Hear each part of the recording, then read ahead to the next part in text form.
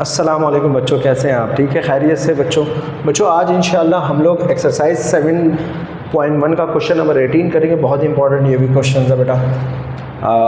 चलो सॉल्व करते हैं बेटा। ये सॉल्व करने से पहले आपको एक बात समझा देता हूँ बेटा हमारे पास x, y होता है बेटा, ठीक है। इसको x एक्सिस में, इसको y एक्सिस में, ऐसे ही है बेटा। इस वाले को हॉरिजॉन्टल और इस वाले को वर्टिकल कहा जाता है बेटा। एक और नाम है इस x को, एब्सिस्सा कहा जाता है बेटा। एब्सिस्सा की स्पेलिंग माफ़ करना, ये रहा। और इस वाले को ऑर्डिनेट कहा जाता है। क्या कहा जाता है बेटा? ऑर्डिनेट। ठीक है जी। तो इसका एक और नाम भी है एब्सिस्सा और ऑर्डिनेट, ठीक है। तो तवज्जो दीजिएगा, पेपर में आता है बेटा, एग्जाम्पल में एब्सिस्सा का जिक्र है और बुक के अंदर ऑर्डिनेट का है, या रिव्यू एक्सरसाइज में आलिम। अब मैं ऑर्डिनेट वाला करवा रहा हूँ तो तवज्जो दीजिए बेटा, आगे आएगा ये बहुत ज़्यादा। बेटा यहाँ देखें, आपको बोल रहा है a straight line passes through the points. बोलता है स्ट्रेट लाइन है, मैंने कहा स्ट्रेट लाइन है तो ये रहा स्ट्रेट लाइन, ये रही, ठीक है।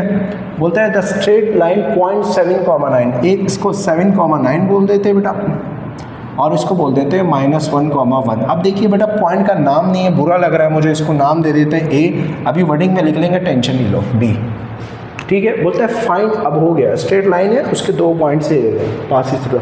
बोलता है फाइंड अ पॉइंट, बोलता है पॉइंट मालूम करो। मैंने कहा किधर? बोलता है इन द लाइन, यानी लाइन के अंदर, यानी अंदर, यानी इंटरनल डिवीजन की बात कर रहा है, याद रखना, इन द लाइन की बात कर रहा है। In the line whose ordinate is 4। बोलता है मान लो कि वो पॉइंट ये रहा, मान लो एक एग्जाम्पल दे के दे, वो बात कर रहा हूँ। मान लो वो पॉइंट ये रहा और मैंने इसको ए बी तो है सी नाम दे दिया, x, y, मुझे ये चाहिए। लेकिन वो साथ में कह रहे हैं कि find the point in the line, line के अंदर जो है whose ऑर्डिनेट इज 4। अब देखो x, y, बोलते हैं उसका जो ऑर्डिनेट है वो 4 है, यानी y उसका क्या है? 4 है। समझ में आ गई बात बेटा? ये लिख लेना अपने पास, भूल ना जाओ इसको, वरना पेपर के एंड में भूल जाओगे। तो बेटा अब इसका मतलब क्या हुआ? सर मैं समझा नहीं। बेटा देखो, उसने बोला था x, y निकालो, तुम्हें उसने y दे दिया, एहसान कर दिया, बोलता है सिर्फ x निकालो, सिर्फ x निकालना। अब बेटा करना क्या है, हम लेट करेंगे, लेट ए पॉइंट बोला था ना हमने 7,9, एंड b क्या था? -1, is the point of line, is the point of line, line के पॉइंट है, ठीक है। एंड c, x, y, जैसे मैंने बोला x, y है, ये 4 है। अभी ये तो 4 है बेटा, याद रखिएगा, ये 4 है, ठीक है। लेकिन अब यहाँ पर तो लिखना पड़ेगा ना x, y, and x, y is the required point, यानी जो मालूम करना है, ठीक है बेटा, रिक्वायर्ड पॉइंट। यूजिंग क्या करोगे बेटा? इंटरनल डिवीजन का फार्मूला। जिक्र नहीं हुआ लेकिन फिर भी पता है आपको, इंटरनल का जिक्र ना हो, एक्सटर्नल का हो तो एक्सटर्नल पकड़ लेना, इंटरनल का जिक्र हो तो इंटरनल, लेकिन किसी का भी जिक्र ना हो तो फिर इंटरनल ही पकड़ना है।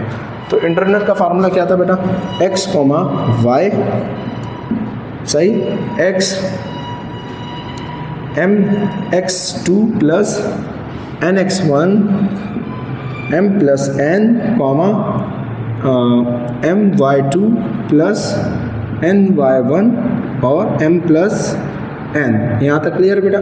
सही। अब बेटा यहाँ देखो, ये वाला पॉइंट जो होता है ना, ये डिवीजन का होता है, और डिवीजन इन दोनों लाइन को, ये मेन पॉइंट है, ठीक है, इनको डिवाइड ये कर रहा है, नहीं इन द रेशो, यानी ये रस्सी, इसको c बोल देते हैं। अब इसको क्या बोला हुआ इसने? x, y की जगह क्या लिखा हुआ है? 4, तो 4 लिख देते हैं, सही। अब जरा देखिए बेटा, m और n की वैल्यू नहीं मालूम हो तो जैसा था वैसे लिख देंगे। x2 क्या है? देखो बेटा, मैंने आपसे क्या कहा था, ये पहला पॉइंट है, इसको x2 बोल देते हैं, इसको y2 बोल देते हैं, इसको क्या बोल देते हैं? x2, x1, इसको y1 बोल देते हैं, कोई मसला नहीं बेटा, ठीक है। हमने यहाँ नहीं दिया, गलती हो गई, लेकिन बहरहाल लिख दिया, डायग्राम में कोई फ़र्क नहीं पड़ता। x2 क्या बेटा आपके पास हो रहा? -1, लिख दो -1 प्लस, यहाँ तक क्लियर। n नहीं मालूम, एज इट इज़ लिख दिया बेटा। x1 क्या है बेटा? ये रहा 7 लिख दिया, सही। और नीचे क्या है बेटा? नीचे m plus n, as it is copy, comma, यहाँ तक क्लियर। m नहीं मालूम, एज इट इज़ लिख दिया। y, क्योंकि m नहीं मालूम, रेशो ही नहीं मालूम ना, रेशो दिया ही नहीं उसने भाई, रेशो नहीं दिया उसने। m क्या है? अच्छा, उसने अगर पूछ लिया होता, ये बेटा ये क्वेश्चन पहले करवा चुका हूँ मैं, ऊपर याद होगा वो के वाला क्वेश्चन नंबर 10 था या 9 था, जिसमें वो कह रहा था find the ratio of K1 K2, ये वही वाला क्वेश्चन है। बट फर्क क्या है, वहाँ K1 K2 मांगा था एंड और क्या कह रहा था, also find the value of K। आप ज़रा नोट करना, K और ये दिया हुआ था उसने, लेकिन K मांगा था, वो एब्सिस्सा था, वो चेंज भी कर सकता है वर्डिंग में, ये पेपरों में लाजमी देता हूँ, इंपॉर्टेंट होते हैं। तो वो 9 था, ये देख लेना ऊपर वाले क्वेश्चन में K वही क्वेश्चन है, बट फर्क क्या है, यहाँ पर वर्डिंग चेंज कर दी, ऑर्डिनेट का जिक्र कर दिया। और बहरहाल क्वेश्चन में ये चेक करोगे तो गौर से पता लग जाएगा। y2 क्या बेटा, y2 है 1, तो 1 लिख दिया, प्लस बेटा n जैसा था वैसे लिख दिया। y1 क्या है बेटा, यहाँ पर y1 क्या है 9, और क्या है नीचे m प्लस n। ये रहा, इसको सॉल्व कर लेते हैं बेटा। m वनजा m होता है और माइनस का माइनस, प्लस n 7 से क्या होता है 7n, और नीचे m प्लस n का n। m वनजा क्या हो गया बेटा, m हो गया, 9 7 से क्या हो गया 9 7, और m plus n as it is copy कर दिया। यहाँ तक कोई मसला बेटा नहीं। अब बेटा x, 4 जैसा था वैसे लिख दिया। अब देखिए बेटा मसला क्या है, मुझे x वाला पॉइंट चाहिए, लेकिन मसला है कि अगर मैं इस पहले वाले को इसके बराबर रखूँगा तो वहाँ m भी नहीं मालूम, n भी नहीं मालूम, x भी नहीं मालूम, फ़ायदा ही नहीं है। मैंने कहा कंडीशन लगा दी, मैंने क्या क्या कंडीशन, मैंने कहा 4 को ये दूसरे वाले को बराबर रख देते इसका। अच्छा ये 9 था, हाँ 9 था, 9n था, सॉरी ये गलती हो गई लिखने में, 9n है ये, ठीक है। मैंने दूसरे वाले को दूसरे के बराबर रख दिया, क्यों रखा अभी पता लग जाएगा आपको। यहाँ तक क्लियर है बेटा। मैं इसकी मदद से m और n निकालूंगा, m और n निकाल के मैं अपना काम निपटाऊंगा, याद रखना। अच्छा उस क्वेश्चन नंबर 9 में जो था ना वहाँ मांगा था बाकायदा, लेकिन यहाँ मांगा नहीं है, लेकिन आपको फिर भी निकालना है, मजबूरी है। तो बताओ ये इंपॉर्टेंट या वो, ये क्यों, क्योंकि इसमें तुम्हें गुमराह कर रहा है, वो भी इंपॉर्टेंट है, ऐसी बात नहीं है। बहरहाल बेटे यहाँ देखो, ये इधर डिवाइड हो रहा है, उधर जाके 4 से मल्टीप्लाई हो जाएगा, तो 4 से बेटा वो मल्टीप्लाई हो गया क्या, m प्लस n इक्वल। अब बेटा क्या रह गया यहाँ पर, m प्लस n रह गया, 9n, ठीक है। 4m से क्या होता है 4m, 4n से क्या होता है 4m, m का m 9n का 9, ठीक है बेटा। m वाले एक साथ कर लेते बेटा, m लिख दिया, सही, ये रहा m लिख दिया बेटा।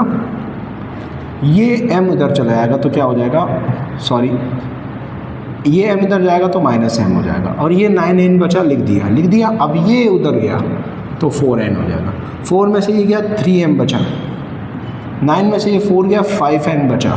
अब बेटा m लिख दिया मैंने, ये n इधर डिवाइड हो रहा था, उधर जाके इधर मल्टीप्लाई हो रहा है, उधर जाके डिवाइड हो गया, 5 बचा यहाँ पर। ये इधर 3 मल्टीप्लाई हो रहा था, उधर नीचे चला गया, तो मैं m रेशो n लिख दूँ, 5 रेशो 3 लिख दूँ, आंसर हो गया। लेकिन ये तो पेपर में मांगा ही नहीं था, क्वेश्चन में कहीं पे भी नहीं मांगा, वो तो मांग रहा है फाइंड अ पॉइंट, यानी x, चाहिए उसको, 4 मिला हुआ है उसको।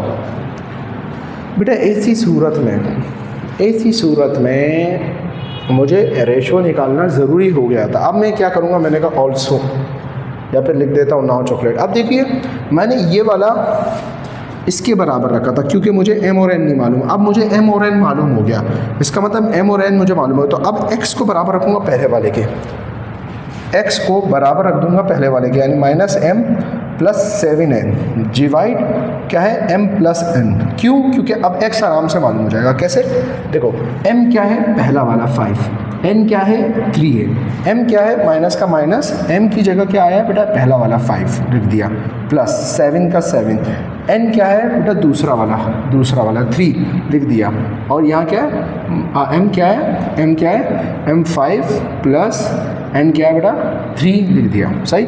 x का x यहाँ लिख देता हूँ, x का x बेटा -5 प्लस 7 3 21 होता है बेटा, और नीचे 5 प्लस 3 8 होता है। ये निकाला 21, 5 से गया 16 बचा, बड़े की साइन में माइनस प्लस माइनस, 21 में से 5 गया 16 और नीचे 8, बेटा 8 2 से क्या हो गया 16, तो x क्या आ गया मेरे पास 2।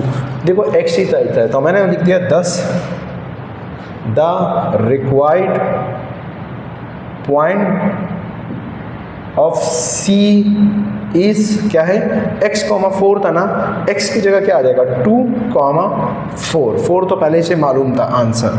उम्मीद करता हूँ बेटा ये क्वेश्चन आपकी समझ में आ गया होगा, फिर भी कोई मसला है तो पूछ लीजिएगा। अस्सलाम वालेकुम।